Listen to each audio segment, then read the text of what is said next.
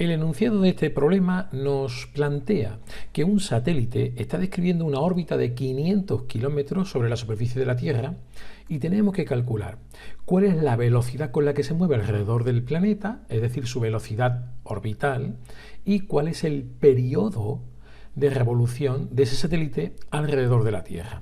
Y es importante que prestes atención a los datos que te facilita el enunciado, que son el radio de la Tierra y el valor de g, la aceleración de la gravedad en la Tierra, en la superficie de la Tierra, que sería 9,8 metros partido por segundo al cuadrado. ¿Por qué te digo que es importante? Pues porque en el nivel en el que estamos, esos datos son los que te dicen, te marcan cómo debes resolver el ejercicio. Me explico, por ejemplo, no puedes usar el dato de la masa de la Tierra para hacer el cálculo, sino que es necesario que te sometas a esos datos que te da el enunciado. Bueno, pues lo primero que vamos a hacer, y que no es poco importante, es tener en cuenta las unidades de los datos que nos da el enunciado. Fíjate que la altura nos la da en kilómetros, al igual que ocurre con el radio de la Tierra, pero la aceleración de la gravedad es 9,8 metros partido por segundo al cuadrado, es decir, viene dado en función o en unidades del sistema internacional. Eso te obliga a escribir tanto la altura como el radio terrestre en metros, que es la unidad del sistema internacional para la longitud. Así que hacemos un cambio de unidad, como ves aquí. Recordamos simplemente pues, que habría que poner un factor de conversión en el cual el kilómetro equivale a 1000 metros, ¿verdad? Cancelamos los kilómetros y tendríamos el radio terrestre expresado en metros, 6,4 por 10 elevado a 6 metros, y lo mismo con la altura, los 500 kilómetros, mismo factor de conversión, 5 por 10 elevado a 5 metros. Así que, primer paso, vamos a hacer que el problema sea homogéneo.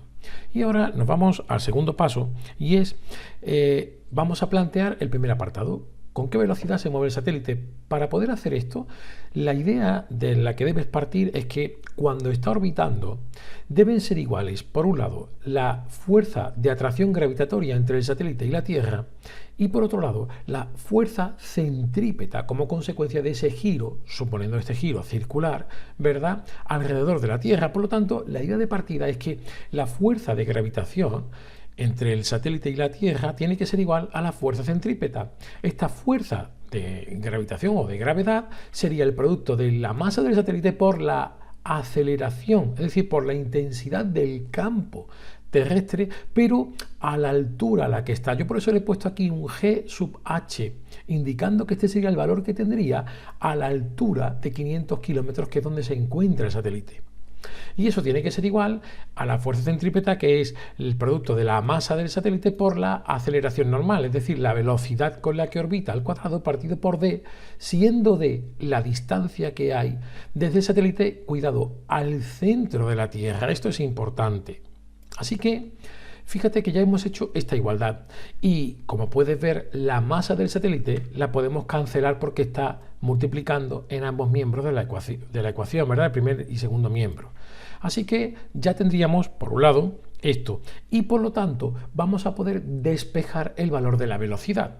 Fíjate que si yo despejo, puedo escribir la velocidad con la que orbita el satélite como la raíz cuadrada del producto de la intensidad del campo gravitatorio a la altura h por la distancia, que te recuerdo que es la suma del radio de la Tierra y la altura del satélite, porque es la distancia que hay desde el satélite al centro de la Tierra. Claro, hemos escrito la velocidad en función de g, pero a la altura h, y el dato que te da es el de g en la superficie de la Tierra, así que esta ecuación en realidad no te sirve. Tienes que seguir avanzando un poco más. ¿Cómo lo vamos a hacer? Bueno, pues tenemos que conseguir expresar este valor de g a la altura h en función de la g que te da el enunciado, que sería en la superficie de la Tierra. ¿Cómo lo vamos a hacer? Fíjate cómo lo voy a hacer aquí. Parto que, en este caso, lo que vale g a la altura h sería, y voy a poner simple y llanamente, lo que sería la intensidad del campo, pero teniendo en cuenta esa altura. Sería la constante de gravitación universal por la masa, en este caso de la Tierra, partido por la distancia a la que estoy considerando, que sería el radio de la Tierra más la altura a la que se encuentra el satélite, y todo ello al cuadrado. Esta es la expresión de la intensidad del campo, pero aplicado para una altura h. Ahora bien, Lo que voy a hacer es que voy a emplear un pequeño truco matemático. Voy a multiplicar y dividir por el mismo factor, para, digamos, multiplicar por 1. Y este factor sería el radio de la Tierra al cuadrado, tanto en el numerador como en el denominador. Y agrupo. Tendríamos g por la masa de la Tierra partido por el radio de la Tierra, ¿verdad? Al cuadrado. Y aquí tendríamos que me quedan en el numerador este radio de la Tierra al cuadrado y aquí lo que tenía antes, radio de la Tierra más h al cuadrado. ¿Por qué hago esto así? Pues porque fíjate que ahora esto que tengo aquí, que te voy a marcar, no es más que el valor de g, es decir, lo que vale la aceleración de la gravedad en la superficie terrestre. Esta R, que la he puesto un poco distinta, esta R es en este caso el radio de la Tierra, porque estamos en la superficie de la Tierra. Así que aquí hemos tenido al agrupar el factor que estoy buscando. Es decir, poder escribir g de h, la aceleración de la gravedad a la altura h, en función del dato que me dan, que es la g en la superficie de la Tierra.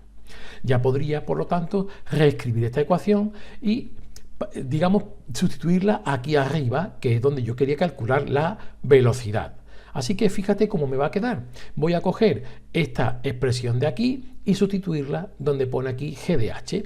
Y lo que me queda, como puedes ver, sería que la velocidad a la que orbita el satélite va a ser el producto de g, que es el dato que me da el enunciado. Aquí tendríamos el factor que me queda, que va a ser radio de la Tierra al cuadrado partido por r de la Tierra más h al cuadrado, y esta d, que te decía yo antes que era la suma del radio de la Tierra más la altura. Es decir, la tienes aquí tal cual. Por lo tanto, puedes cancelar este factor, que era la d en la ecuación, con el cuadrado que tienes en el denominador. Y reescribiendo vas a tener que la velocidad orbital será la raíz cuadrada de g por el radio de la Tierra al cuadrado partido por la suma del radio de la Tierra más la altura a la que está el satélite.